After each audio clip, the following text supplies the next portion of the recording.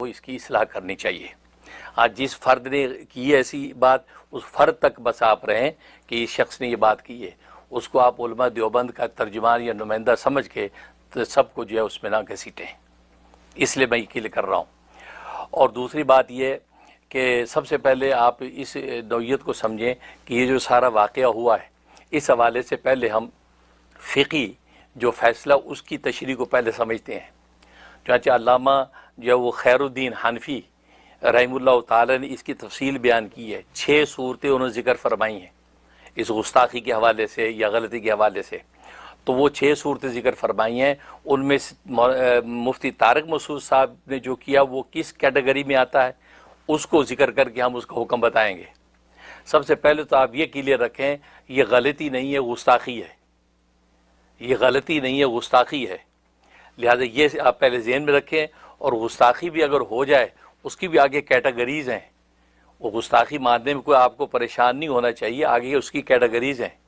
چنانچہ علامہ خالد حنفی رحمۃ اللہ علیہ اس کا خلاصہ جو بیان کرتے ہیں وہ میں آپ کو بتا رہا ہوں، اور یہ خلاصہ جو ہے مفتی طارق مسعود صاحب ہی کہ جو استاد محترم مفتی رشید احمد لدھیانوی قدس سرہ نے اصل الفتاوی کے اندر تفصیل سے ذکر فرمایا ہے۔ چنانچہ انہوں نے یہ لکھا ہے، خلاصہ اس کا یہ ہے کہ دیکھیں کلمہ، کوئی ایسا کلمہ، اس کلمہ کے کلمہ کفر ہونے میں اختلاف ہو کہ یہ کلمہ کفر ہے یا کلمہ کفر نہیں، یہ پہلی صورت بیان کی کہ وہ بعض فقہا کہیں یہ کلمہ کفر ہے، بعض کہیں یہ کلمہ کفر نہیں ہے، تو انہوں نے یہ فیصلہ کیا ہے ایسی صورت میں عدم تکفیر کا فیصلہ کیا جائے گا۔ احتیاط کا تقاضا یہ ہے کہ اس کو عدم کفر میں ڈالا جائے گا کہ یہ کہا جائے کہ اس کے کہنے سے بندہ کافر نہیں ہوا، ٹھیک، کیونکہ اختلاف پیدا ہو گیا۔ دوسری صورت انہوں نے یہ بیان فرمائی کہ لیکن اگر ایسے کلمات ہیں جو ڈیفینیٹلی کلمہ کفر ہی ہیں، اس میں توہین و تنقید ثابت ہو رہی ہے، ٹھیک، تو یقینی اور حتمی طور پہ وہ کلمہ کفر ہیں، ٹھیک ہے، اس کی آگے چند صورتیں بیان کرتے ہیں۔ پہلی صورت بیان کرتے ہیں، فرمایا کہ نسیانن او خطان، پہلی صورت یہ ہے کہ وہ کلمہ کفر جو ہے وہ نسیانن بھولے سے بول دیا یا خطاً یا غلطی سے بول دیا وہ کلمہ کفر، تو اس صورت میں کیا حکم ہے؟ اس صورت میں بھی عدم تکفیر کا حکم لگایا جائے گا، مطلب اس شخص کو کافر قرار نہیں دیا جائے گا کیونکہ نسیانن اسے ایک بات کہہ دی یا غلطی سے کہہ دی۔ اور غلطی کا مطلب یہ ہوتا ہے جیسے ہاروت کہہ رہا ہوں، حابیل کی جگہ قابیل کا نام بول دیا، قابیل کی جگہ ہاروت اس کا جو ہے حابیل کا بول دیا، اور یہ کہہ دیا کہ حابیل نے قابیل کو قتل کیا، اور سارے گناہ جو ہے قیامت تک کے قتل کے حابیل کی گردن پہ ہوں گے، حالانکہ حابیل تو مقتول ہے، اس کو کہتے غلطی، یہ غلطی ہوگی، اس کا نام اس چلا گیا۔ تو فرمایا کہ ایسی صورت میں فرمایا کہ وہ جب اس کو متنبع ہو گیا تو اس پر کفر کا فتویٰ نہیں لگایا جائے گا۔ دوسری صورت فرمایا کہ عامدن تکلم کیا، آمدن کا مطلب کہ جان بوجھ کے اس نے کلمہ کفر پر تکلم کیا، کلام کیا، اور اس کو پتہ بھی ہے یہ کلمہ کفر ہے، اور ارادہ بھی کفر کا اس نے کیا کہ نہیں بھی میں کفر کا ارادہ بھی کر رہا ہوں اور میں جان کے کہہ رہا ہوں، اس صورت میں فرمایا بالاتفاق وہ کافر ہوگا، اس کی تکفیر کی جائے گی، ٹھیک ہے۔ تو نسیان و خطأ میں تکفیر نہیں کی جائے گی، ٹھیک ہے، اور یہاں پر آمدن کے اندر جو ہے وہ بالاتفاق تکفیر کی جائے گی کہ اس کو کافر قرار دیا جائے گا۔ اس کے بعد تیسری صورت یہ فرمایا کہ حاضلن تکلم کیا، حاضلن کا مطلب ہنسی مذاق میں کلمہ کفر کہہ دیا، اور اس کو پتہ ہی یہ کلمہ کفر ہے لیکن وہ یہ سمجھتا ہے کہ اس سے کافر کا ہوگا، تو ہنسی مذاق میں اسے ایک ایسی بات کہہ دی لیکن تھا کلمہ کفر، لیکن یہ سمجھ رہا ہے کہ مجھ میں کفر نہیں، اس سے کفر نہیں آئے گا، مذاق دی گل ہے۔ جیسے بہت سے لوگ بیوقوف کہہ دیتے ہیں اور یار جنت رب نے سانو ہی دینی ہو تو مزہ بننی ہے رب نے۔ اب یہ پنجابی کا زمرہ ہنسی مذاق میں چلتا ہے، یار اللہ نے جنت سانو ہی دینی ہے، اوتے اللہ نے مزہ بننی ہے۔ اب یہ کلمہ کفر ہے، یہ توہین کی بات ہے۔ اب ہنسی مذاق میں ہم بولتے ہیں لیکن یہ، اور وہ ان کو پتہ ہے کہ یہ کفر کی بات ہے لیکن وہ سمجھتے اس سے کافر کفر نہیں ہوتا۔ اس طرح کی کتنی مذاق ہم کر جاتے ہیں۔ تو فرمایا ایسی صورت میں کیا حکم ہے؟ فرمایا کہ تکفیر کی جائے گی، اس کو کافر قرار دیا جائے گا حاضلن۔ اس کے بعد جو ہے چوتھی صورت یہ ہے، فرمایا کہ لائبن اس نے جو ہے کہا، لائبن کا استہزاء اڑاتے ہوئے اس نے کلمہ کفر کا، استہزاء اڑاتے ہوئے، تو اس میں چونکہ ایمان کو خفیف سمجھا، استخفاف ایمان کیا ہے، لہٰذا ایسی صورت میں بھی تکفیر کی جائے گی، اس کو کافر قرار دیا جائے گا. ٹھیک. اس کے بعد پانچویں صورت یعنی سیکنڈ کیٹیگری کی پانچویں صورت اور ٹوٹل کی چھٹی صورت اور آخری صورت جو بیان کی ہے، یہ ترتیب میں نے بدلی اس لیے کہ مجھے آخری صورت پہ گفتگو کرنی ہے. تو آخری جو صورت بیان کی ہے وہ ہے جاہلن. جاہلن کا مطلب یہ ہے اس نے کلمہ کفر کہہ دیا کہ وہ کلمات جو کفریہ کلمات ہیں، لیکن یہ اپنے ذہن میں یہ سمجھا کہ یہ کلمہ کفر نہیں ہے، یہ نارمل بات ہے، اور اس نے اس کو کہہ دیا. ٹھیک. تو اس صورت میں کیا حکم ہے؟ اس صورت میں علامہ خیر الدین فرماتے ہیں اس میں اختلاف ہے. بعض فقہا فرماتے کافر ہو جائے گا کیونکہ اس کو جو ہے وہ اسے کلمہ کفر بولا ہے، لیکن بعض فقہا فرماتے کافر نہیں ہوگا. کیوں کہ وہ اس نے جو ہے کلمہ کفر تو بولا لیکن اس کو اس بات کا علم نہیں ہے کہ یہ کلمات کفر ہے، لہذا اسے بول دیا. تو اس صورت میں وہ فرمایا کافر نہیں ہوگا. اب علامہ خیر الدین رمری رحمۃ اللہ علیہ، حنفی رحمۃ اللہ علیہ یہ فیصلہ کرتے ہیں. وہ یہ کہتے ہیں کہ یہ جو آخری صورت کے اندر جو عدم تکفیر والی بات ہے نا کہ کافر نہیں ہوگا، فرمایا کہ یہ فیصلہ ہے میرا، یہ فتویٰ ہے میرا، میں فتویٰ اسی پہ دیتا ہوں. وہ کیونکہ اس کو ان کلمات کے کفر کا پتہ نہیں لگا کہ بھی یہ کفری کلمات میرے منہ سے نکل گئے ہیں، لہذا فرمایا کہ اس صورت میں اس کو کافر قرار نہیں دیا جائے گا. یہ انہوں نے فیصلہ کیا. اب میں یہ کہتا ہوں، میرا اینالائز یہ ہے، ہو سکتا ہے اور بعض مفتیان و فقہا کو اختلاف بھی ہو، لیکن میرا اینالائز یہ کہ یہ جو پانچویں صورت ہے جو ٹوٹل کی آخری صورت ہے، مولانا طارق مسعود پر یہ لاگو ہوتی ہے کہ انہوں نے یہ جو بات کہی یہ کلمات تو کفر کے کہے سارے. کیونکہ ظاہر ہے کہ ایک انہوں نے گستاخی یہ کی اللہ تبارک و تعالی کے قرآن کے اندر جو ہے انہوں نے غلطیوں کا اعتراف کیا، اور پھر یہ کا غلطیاں ابھی تک باقی ہیں. ایک نہیں، بعض مقامات، اس کا اور مقامات بھی ان کی نظر میں ہیں کہ جہاں پر یہ غلطی ابھی تک باقی ہے اور اس کو درست نہیں کیا گیا. تو گویا کہ اللہ کے اوپر بھی یہ تہمت لگائی کہ اللہ نے ان غلطیوں کو درست نہیں کرایا اور غلطیوں کے اوپر ہی قرآن کو آج تک چلنے دیا. ٹھیک. اور دوسرا، سرکار دو عالم صلی اللہ علیہ وسلم کی شخصیت کو ایسے انداز اور ایسے لہجے اور تفصیل سے بیان کیا کہ آپ کی شخصیت کی توہین و تنقیص ہوئی. اس انداز سے نبی کی شخصیت کو پیش کیا کہ اس سے جو ہے ان کی تنقیص اور توہین کا پہلو نکلا. لہذا یہ ایک دوسری انہوں نے بری بات کی. اور تیسرا جو ہے کاتب وحی، جو اس وقت کے ایجوکیٹڈ پڑھے لکھے سمجھدار لوگ لائے جاتے تھے، ماہر جو یہ کتاب کاتب وحی بنتے تھے، آپ نے ان کے اوپر تہمت لگا دی. انہوں نے غلط لکھ دیا، اور پھر نبی کریم صلی اللہ علیہ وسلم پر پھر یہ تہمت لگا دی کہ نبی کریم صلی اللہ علیہ وسلم نے اپنے منصب نبوت کے اندر گویا کہ کمی کی کہ اس کی کریکشن نہیں کی، اور وداؤٹ کریکشن وہ آج تک چلی آ رہی ہے. تو نبی پاک کی نبوت کو جو منصب، اس کی حیثیت کیا رہی کہ آپ نے تو کتنے مقامات کے اوپر آپ نے اپنے منصب نبوت کے اندر کمی کر دی، پورا نہیں کیا آپ نے. تو یہ باتیں تو سارے کلمات کفریاں ہیں،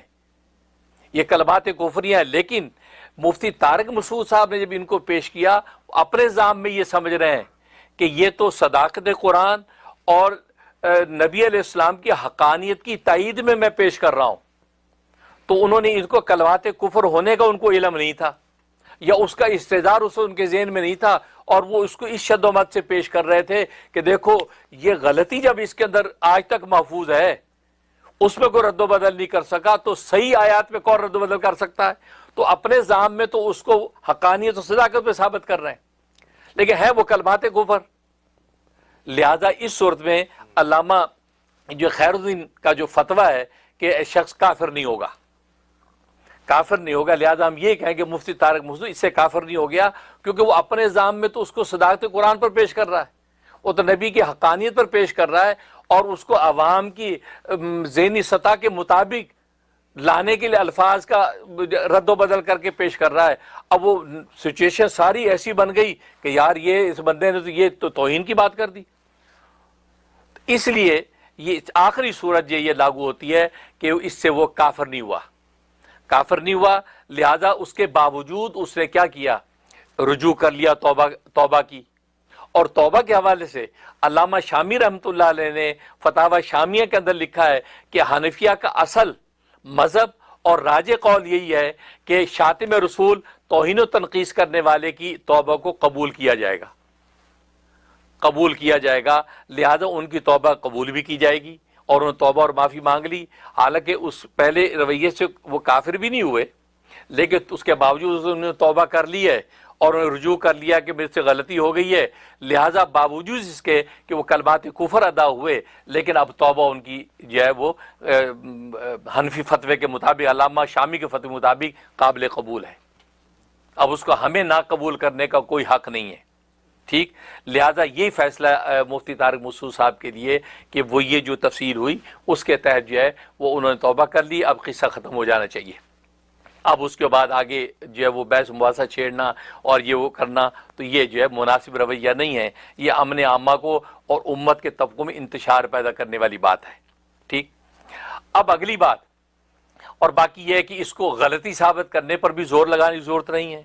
آپ کے ہاں کلمات کفر ہی بیان ہوئے ہیں، لیکن انہوں نے یہ واضح کر دیا کہ اس سینیریو میں بیان ہوئے ہیں، انہوں نے اس سے واضح کر دیا ہے، لہٰذا جو ہے ہم علامہ جو ہے خیر الدین کے فتوے کے مطابق یہی کہیں گے، اس سے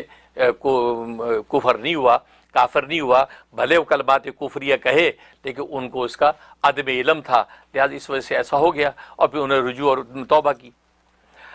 اب اگلا سوال کہ واویلا بہت ہے، طوفان برپا ہے، ایف آئی آر کٹ گئی ہے، اور پاکستان کے احوال کو آپ جانتے، اس کا حل کیا ہے؟ اب مولانا مفتی طارق مسعود صاحب کیا کریں؟ اس کے لیے میرے ذہن میں ایک انتظامی حل ہے۔ انتظامی حل یہ ہے کہ مفتی طارق مسعود صاحب اب یہ کریں کہ ان کا ایک نمائندہ وفد دارالعلوم کرنگی کراچی پاکستان میں شیخ الاسلام مولانا مفتی تقی عثمانی صاحب کے پاس جائے، اور وہیں پر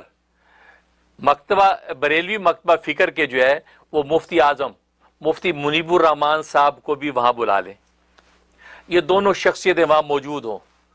مفتی تقی عثمانی صاحب بھی اور مفتی منیب الرحمان صاحب بھی، اور مفتی طارق مسعود صاحب ابھی باہر ملک میں غالباً کینیڈا میں ہیں، تو وہ وہاں سے فیس ٹائم پر ان دونوں حضرات کے سامنے اعتراف جرم کرے کہ جی مجھ سے غلطی ہو گئی تھی، میں یہ سمجھا تھا کہ یہ گویا کہ تائید کے لیے پیش کر رہا ہوں، لیکن یہ ہو کیا گیا، وہ تکفیر کے لیے آ گئے الفاظ، تو میں اپنے ذات میں یہ غلطی کر بیٹھا، تو میں آپ حضرات کے سامنے اس سے رجوع کرتا ہوں اور توبہ کرتا ہوں۔ ان حضرات کے سامنے یہ کر کے ایمان مجمل آمنت باللہ کما ہوا باسماءہ و صفاتہ وقبلت جمیع احکامہ اس کی تلاوت کریں، اور ایمان مفصل کی تلاوت کریں، آمنت باللہ و ملائکتہ و کتبہ و رسلہ والخیر من الشر والخیر قد شر من اللہ بعد الموت، یہ پورا کا پورا جو ایمان مجمل جو ہے اس کی تلاوت کریں۔ پھر اس کے بعد جو ہے شہادتین اشہد ان لا الہ الا اللہ و اشہد ان محمد عبدہ و رسولہ کا اظہار کریں، اپنے ایمان کی تجدید کر لیں ان کے سامنے، ٹھیک۔ اور باقی یہ کہ احتیاطاً تجدید نکاح بھی کر لیں، کیونکہ ویسے ہی تجدید نکاح ہمیں اور آپ سب کے لیے ہفتے 2 ہفتے کے اندر کرنا مستحب ہے، یہ علامہ شامی رحمۃ اللہ علیہ کا فتاوی شامی میں فتویٰ ہے کہ اس لیے کہ ہم صبح شام کتنے کلمہ کفر کہتے ہیں ہمیں پتہ ہی نہیں ہوتا، ہم نہیں کہتے بیوی کہہ دیتی ہے، ہم نہیں کہتے بیوی ایسے کلمہ کفر کہہ دیتی ہے تو نکاح پہ اثر پڑتا ہے، لہذا گھر کے ہی افراد کے سامنے جو ہے 2 گواہوں میں اظہار ایجاب و قبول کرنا چاہیے، تو علامہ شامی فتاوی شامی میں لکھا ہے، تو عام لوگوں کے لیے ہے، تو مفتی طارق مسعود صاحب بھی تجدید نکاح کر لیں، وہ الگ بات ہے، ان کو 4 جگہ کرنا پڑے گا، میرا خیال 4 بیوی ہیں تو 4 دفعہ کرنا پڑے گا، کوئی بات نہیں، 4 مہر دے دے، کیوں ایڈا بڑا کام موڑ لگیا بھائی، بچنا نہیں ہے، پاکستان نہیں جانا، تو لہذا کر لیں بھائی، کیا ہے تو وہ کر لیں۔ تو اس کے بعد کرنے کے بعد اب کیا ہوگا، اب ان حضرات سے درخواست کریں کہ حضرت آپ، میں نے توبہ کر لی، اب آپ اللہ سے دعا کر دیں اللہ میری توبہ کو قبول فرما لے، آپ دعا کریں۔ اب یہ دونوں بزرگ ہاتھ اٹھا کے اس کے لیے دعا کریں۔ یہ سارا طریقہ میں سورۃ مائدہ کی، سورۃ نساء کی آیت نمبر 64 کا بتا رہا ہوں۔ سورۃ نساء کی آیت نمبر 64 میں اللہ نے صحابہ کو بتایا کہ یہ آپ کے پاس آتے ہیں استغفار کروانے جائیں، اور نبی صلی اللہ علیہ وسلم آپ ان کے لیے استغفار کریں ہم سے، تو ان سے ہم اللہ بخشنے والا تواب رحیم ہے، اللہ ان کو بخش دے گا. آمین. تو یہ وہ تو طریقہ موجود ہے، یہ اس کا میں بتا رہا ہوں. تو یہ دونوں حضرات ہاتھ اٹھا کے یا اللہ یہ تیرے بندے نے توبہ کر لی ہے، سچے دل سے رجوع کر لیا ہے، غلطی سے الفاظ نکل گئے ہیں اور کلمہ کفر تھے، ان کا یہ زام نہیں تھا، وہ اپنے زام میں تائید سمجھ رہے تھے جبکہ وہ تکفیر بن گئی. یا اللہ اس کی توبہ قبول فرما، یا اللہ اس کو معاف فرما. آمین کر کے سلام پھیر دیں. تو معلوم یہ ہوا اب یہ کیا ہوگا، اب یہ سب جب ہو جائے گا تو پھر میں جو مکتبہ بریلوی کے اہل سنت والجماعت کے حضرات ہیں یا جو تحریکات ہیں، تحریک لبیک کے حضرات ہیں یا سنی تحریک کے حضرات ہیں اور جتنی تحریکات ہیں اور دیوبندی مکتبہ فکر میں بھی جو حضرات جو اس حوالے سے جو غصے میں ہیں اور واقعی ہونا چاہیے کیونکہ اس طرح تو یہ دین کھلواڑ بن جائے گا، ان حضرات سے پھر میری درخواست ہوگی اگر مفتی طارق موسی صاحب یہ سارا پروسیس کر لیتے ہیں تو پھر ان کو بھی ایف آئی آر واپس لے لینی چاہیے،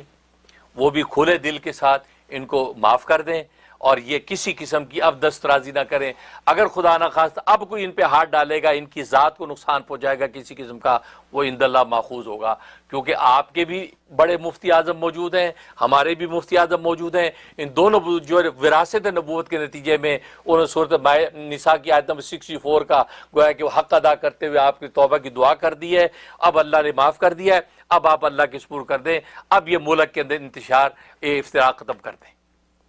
یہ حل ہے اس کا انتظامی. اگر مفتی طارق موسی صاحب کو نمائندہ وفد وہاں جا کے اس مسئلے کو حل کر دے اور یہ پوری ویڈیو کاروائی آئے اور اگر ریٹرن کے اندر لکھوا دی بیسٹ ہے، ایک کاغذ پہ پوری کاروائی منٹس لکھ کے ان دونوں بزرگوں کے دستخط بھی کروا لے،